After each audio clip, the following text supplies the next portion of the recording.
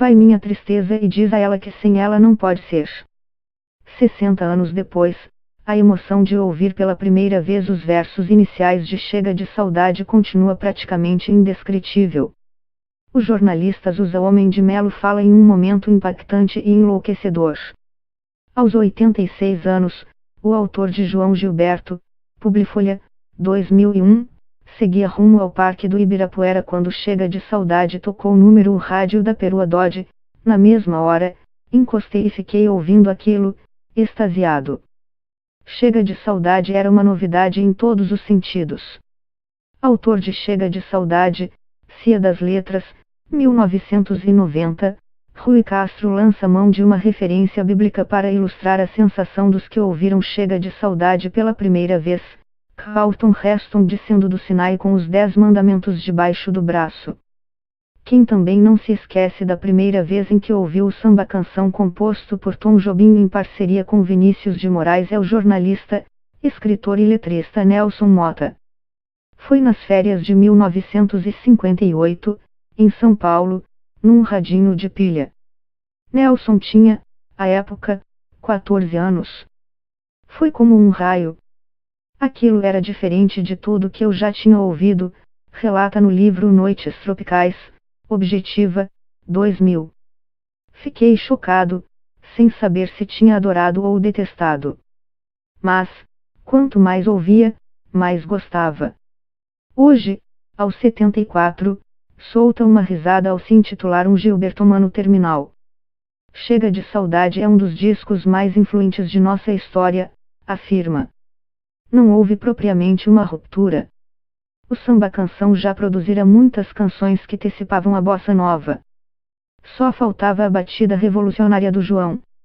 Lançado no dia 8 de março de 1959, o álbum Chega de Saudade começou a ganhar vida no sítio da família de Tom Jobim, em Poço Fundo, na região serrana do Rio. Foi lá que, em 1956, o maestro, então com 27 anos, compôs ao violão uma espécie de samba-canção em 3 partes. Ao regressar ao Rio, confiou a melodia aos cuidados do poeta Vinícius de Moraes. O poetinha gostou do que ouviu, uma música nova, original, tão brasileira quanto o choro de Pixinguinha ou o samba de Cartola, mas demorou a escrever a letra. Nunca levei uma surra assim, admitiu em crônica publicada no jornal Diário Carioca, em 1965. Quando deu a letra por encerrada, soltou um berro de alegria. Lila, sua mulher, não pareceu tão animada. Rimar peixinhos com beijinhos, que coisa mais boba, fez pouco caso. No mesmo dia, Vinícius correu para mostrá-la a Tom, que morava na rua Nascimento e Silva, a poucos quarteirões de distância. João Gilberto não foi o primeiro a gravar a mais recente obra-prima da dupla de Orfeu da Conceição. A cantora Elisete Cardoso incluiu a música em seu álbum Canção do Amor Demais, gravado em abril de 1958 nos estúdios da Columbia, no Rio, e lançado, um mês depois, pelo selo Festa. João acompanhou Elisete ao violão em 2 das 13 faixas, Chega de Saudade e Outra Vez. Mesmo assim, fez questão de participar dos ensaios no apartamento de Tom.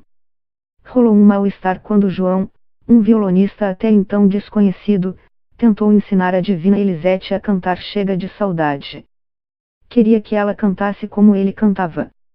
Foi uma audácia, comenta Zusa.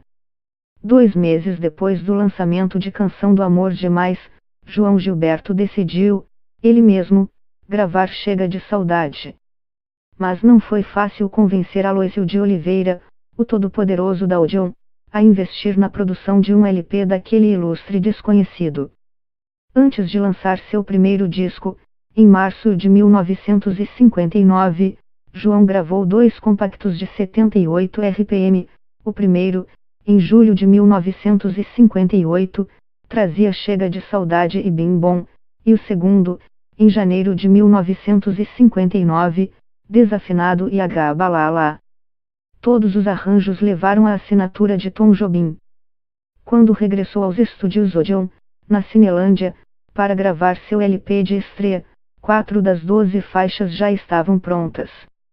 Para finalizar o álbum, gravou Brigas, Nunca Mais no dia 23 de janeiro, Morena Boca de Ouro no dia 30 de janeiro e Lobo Bobo, Saudade fez um samba, Maria Ninguém, Rosa Morena, Aos Pés da Cruz e A Luxo só no dia 4 de fevereiro. O repertório era superior ao dos maiores cantores da época, como Nelson Gonçalves, Calbi Peixoto e Anísio Silva, avalia o jornalista e pesquisador Ricardo Cravo Albim. Em 1959, eu gostava de ouvir jazz e, por essa razão, senti um prazer imediato ao ouvir Chega de Saudade.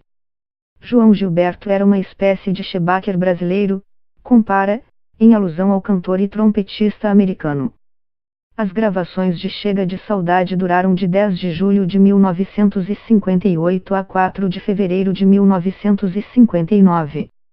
Ao longo de 7 meses, João conseguiu se desentender com todo mundo, técnicos, músicos e até Tom Jobim, o produtor musical do LP. A primeira vítima foi Z.J. Merkey, o diretor técnico da gravação, que não entendeu quando João pediu 2 microfones, um para a voz e outro para o violão.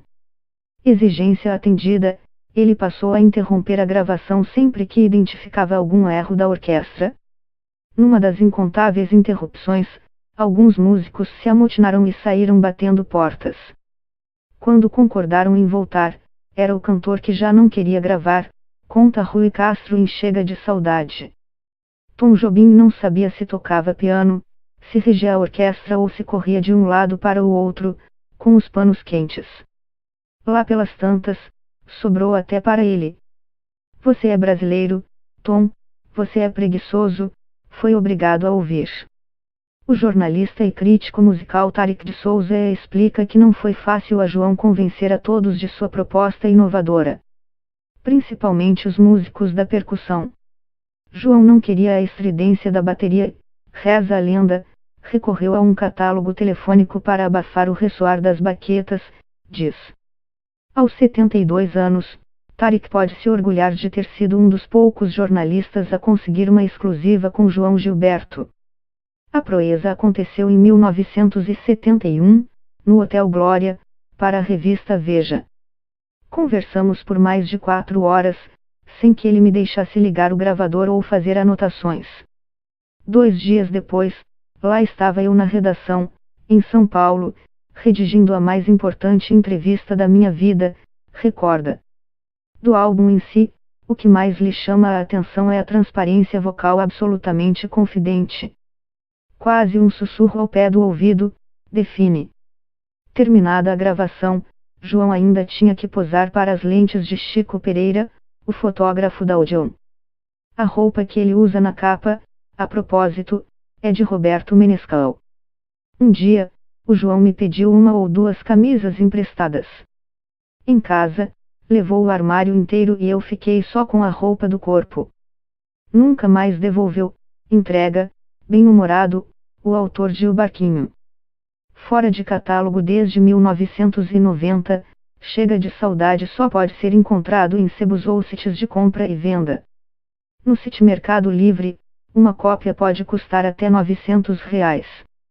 Em 2014, o engenheiro de som André Dias foi contratado para remasterizar seus 3 primeiros LPs, Chega de Saudade, 1959, O Amor, O Sorriso e a Flor, 1960, e João Gilberto, 1961.